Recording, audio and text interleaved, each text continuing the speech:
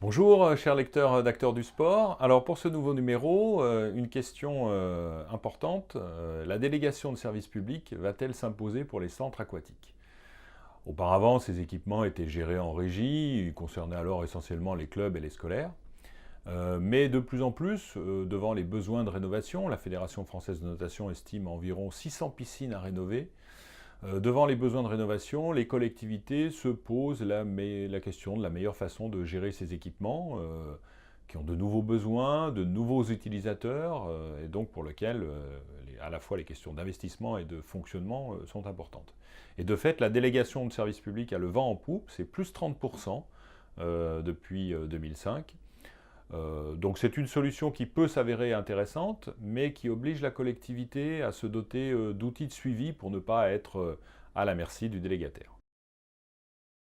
Piscine toujours, avec le délicat problème de la filtration de l'eau. Alors vous savez que pour des questions environnementales mais aussi budgétaires, on évite de plus en plus de recourir au chlore.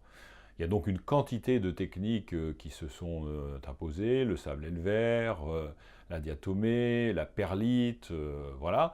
Donc ces solutions techniques sont intéressantes. Les exemples qui ont été mis en place montrent qu'il y a des gains importants à faire, tant au niveau des économies financières que pour l'environnement.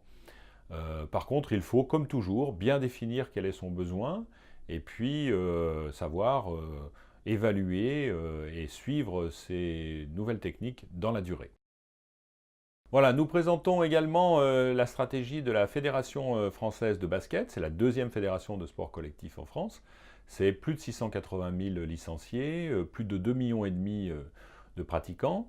Alors cette fédération a élaboré un plan 2024 qui s'appuie à la fois sur des pratiques compétitives, avec notamment une nouvelle pratique, le 3 par 3. On connaît le 5 par 5, mais là c'est le 3 par 3.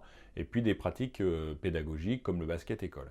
Ce qui est intéressant aussi dans ce plan 2024, c'est que la fédération développe le concept de club 3.0, et donc s'appuie sur les nouvelles technologies pour être plus en lien avec les attentes des utilisateurs. Le club doit devenir un lieu de vivre ensemble, et donc la fédération s'appuie sur les nouvelles technologies pour maintenir et entretenir le lien avec les familles. Le président de la fédération le dit, c'est un risque, mais une fédération qui ne prend pas de risque n'est pas une fédération, donc c'est un risque assumé. Voilà, il y a bien évidemment d'autres articles, nos rubriques traditionnelles, métiers, le focus sur une politique départementale. Vous commencez à connaître toutes ces rubriques que vous retrouverez avec plaisir sur notre site Acteurs du Sport. Voilà, bonne lecture et à bientôt.